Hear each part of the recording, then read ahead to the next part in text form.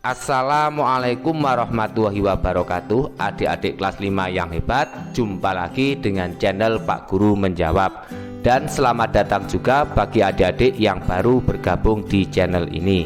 Pada pertemuan kali ini kita akan membahas pembelajaran untuk kelas 5 tema 1 subtema 1 pada pembelajaran kedua.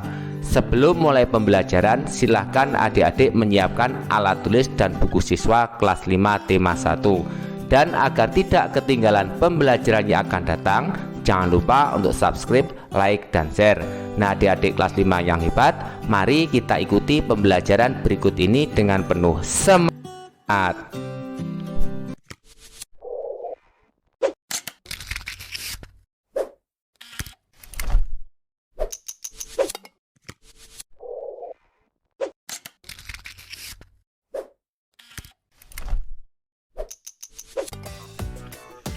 Adik-adik kelas 5 yang hebat, mari kita mulai pembelajaran hari ini. Bukalah buku siswa kelas 5 tema 1 subtema 1 pada pembelajaran kedua halaman 8. Edo semakin menyukai kelinci. Selain bulunya lebat, gerakannya juga lincah. Sayur kesukaan Edo juga sama dengan makanan kelinci, yaitu wortel. Selanjutnya, pada Ayo Mengamati halaman 9, silahkan adik-adik amati dan pahami rangkaian gambar cerita. Dilanjutkan pada halaman 10. Gambar cerita merupakan gambar atau serangkaian gambar yang mengandung sebuah cerita. Contoh gambar cerita adalah gambar ilustrasi. Gambar ilustrasi merupakan gambar yang mendukung isi sebuah bacaan atau teks. Gambar ilustrasi dibedakan menjadi dua macam, yakni gambar yang berupa foto dan gambar tangan.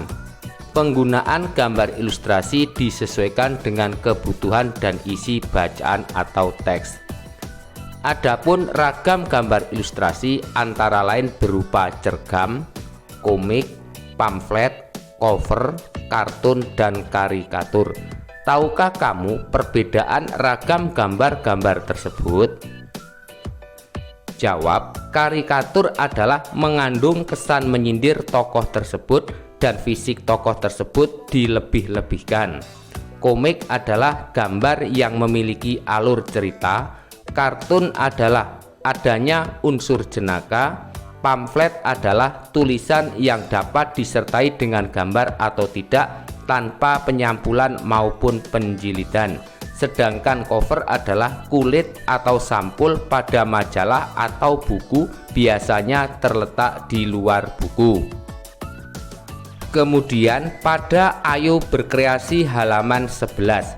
Sekarang saatnya membuat sebuah gambar ilustrasi. Sebelum kamu membuat gambar, susunlah terlebih dahulu bacaan atau teks. Tema gambarnya adalah hewan kesayanganku. Mari bersama-sama kita mencoba membuat gambar ilustrasi. Di sini kakak mencontohkan sebuah teks, yaitu aku mempunyai hewan kesayangan. Hewan kesayanganku adalah kucing. Kucingku kuberi nama Meng. Meng merupakan kucing pemberian pamanku. Beliau memberiku hadiah kucing saat aku berulang tahun. Meng adalah jenis kucing kampung. Aku rajin merawat dan memberinya makan. Tubuh Meng tumbuh besar, bulunya juga tebal. Meng menjadi sangat lucu dan menggemaskan jika dirawat dengan benar. Aku sangat menyayangi Meng. Sedangkan gambar ilustrasinya adalah sebuah kucing kesayangan. Kemudian pada Ayo Mencoba halaman 12. Untuk dapat menceritakan apa yang terkandung di dalam gambar, diperlukan ketelitian dalam mengamati gambar. Selain itu, juga diperlukan kemampuan dalam berbahasa, baik lisan maupun tulis. Coba ceritakan rangkaian gambar ilustrasi berikut sesuai pemahamanmu. Di sini kakak akan memberikan contoh menceritakan gambar ilustrasi. Gambar pertama, seekor kelinci memiliki 3 anak. Induk kelinci sangat sayang 3 anaknya. Induk kelinci dengan sabar menunggu anaknya yang sedang menyusui. Sedangkan gambar kedua, ketika anak kelinci merasa lapar, anak kelinci akan mencari makanan. Wortel merupakan makanan kesukaan anak kelinci. Sedangkan gambar ketiga, setelah kenyang, anak kelinci pergi bermain. Anak kelinci sangat senang berlari dan lompat. Kelinci bisa melompat karena memiliki organ gerak, yaitu keempat kakinya. Kemudian pada Ayo Mengamati halaman 13. Tahukah kamu bahwa kelinci termasuk binatang mamalia? Binatang mamalia tergolong hewan vertebrata, yaitu hewan yang bertulang belakang. Nah, di sekitarmu pasti banyak sekali hewan vertebrata lain selain kelinci. Bersama temanmu, amati dan identifikasi organ gerak hewan-hewan tersebut. Tuliskan hasilnya pada tabel berikut. Mari bersama-sama kita mengisi tabel pada halaman 14. Nomor 1, nama hewan kelinci, nama organ gerak kaki, fungsinya. Fungsi utama kaki pada kelinci adalah untuk bergerak. Kelinci bergerak dengan meloncat menggunakan kaki. Kaki belakang kelinci lebih kuat dan panjang dibandingkan dengan kaki depannya. Nomor 2, nama hewan ikan, nama organ gerak, sirip dan ekor. Fungsinya, sirip dan ekor umumnya adalah untuk membantu ikan berenang. Sirip pada ikan terletak pada berbagai tempat untuk berbagai fungsi, seperti gerak maju, berputar, atau mempertahankan posisi tegak. Nomor 3, nama hewan katak, nama organ gerak, tungkai kaki. Fungsi, katak memiliki tungkai belakang yang jauh lebih besar daripada tungkai bagian depan. Fungsi dari tungkai belakang katak adalah untuk melompat, sehingga strukturnya lebih kokoh, sedangkan tungkai depan berfungsi sebagai penahan tubuh saat mendarat. Nomor 4, nama hewan burung, nama organ gerak, sayap dan kaki. Burung memiliki struktur tubuh seperti hewan bertulang belakang. Alat gerak burung adalah sayap saat terbang dan kaki saat berjalan di tanah. Nomor 5, nama hewan ular, nama organ gerak, rangka tubuh. Fungsi, pada ular gerakan terjadi saat rangka tubuh meliuk ke kiri dan ke kanan. Gerakan ini dikenal sebagai lokomosi berkelok-kelok. Nomor 6, nama hewan kadal, nama organ gerak, tungkai kaki. Fungsi, kadal bergerak menggunakan kaki untuk berjalan. Kadal mempunyai 2 pasang kaki depan dan belakang yang berjari 5 dengan cakar di ujungnya. Kemudian nomor 7, nama hewan kambing, nama organ gerak kaki. Fungsi, kaki pada kambing digunakan untuk berjalan, berlari, dan melompat. Dengan keempat kakinya, kambing dapat bergerak ke sana kemari untuk mencari makan. Berikutnya, silahkan adik-adik membaca bacaan yang berjudul Gerak Ikan dalam Air pada halaman 16. Berikutnya pada halaman 17, berdasarkan bacaan tentang gerak ikan dalam air, temukan ide pokok dan kalimat pengembang setiap paragrafnya. Mari bersama-sama kita mengisi tabel pada halaman 17. Paragraf 1, ide pokoknya, ikan memiliki sistem gerak yang unik.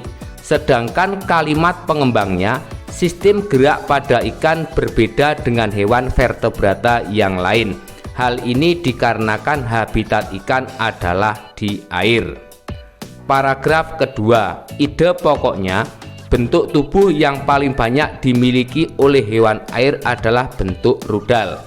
Sedangkan kalimat pengembangnya, bentuk tubuh ini memungkinkan ikan meliuk ke kiri dan ke kanan. Bentuk tubuh yang seperti ini juga berfungsi untuk mengurangi hambatan pada saat bergerak di dalam air. Ekor dan sirip yang lebar berfungsi untuk mendorong ikan dalam air. Kemudian paragraf ketiga, ide pokoknya, Ikan dapat berenang karena memanfaatkan bentuk tubuhnya yang unik. Sedangkan kalimat pengembang, ikan memiliki gelembung renang dalam tubuhnya yang berguna untuk mengatur gerak naik dan turun. Ikan memiliki susunan otot dan tulang belakang yang fleksibel untuk mendorong gerakan ekornya di dalam air. Sebagian besar ikan menggunakan gerak tubuh ke kanan dan ke kiri bersama dengan sirip ekornya untuk menghasilkan gaya dorong ke depan. Ikan yang bergerak dengan sirip samping dan sirip tengah cocok hidup di terumbu karang. Jenis ikan ini tidak dapat berenang secepat ikan yang menggunakan tubuh dan sirip ekornya. Selanjutnya, ayo renungkan halaman 18. 1. Buatlah sebuah karangan singkat dengan ide pokok berikut ini. Paragraf 1, aku mempunyai hewan kesayangan. Paragraf 2, aku bermain dengan hewan kesayanganku setiap hari. Paragraf 3, aku rajin memberinya makan. Dan paragraf keempat, aku rajin membersihkan tubuh dan kandangnya. Dan berikut adalah contoh sebuah karangan berdasarkan ide pokok tersebut. Pengembangan paragraf 1 dengan ide pokok aku mempunyai hewan kesayangan. Kemudian pengembangan paragraf kedua dengan ide pokok aku bermain dengan hewan kesayanganku setiap hari.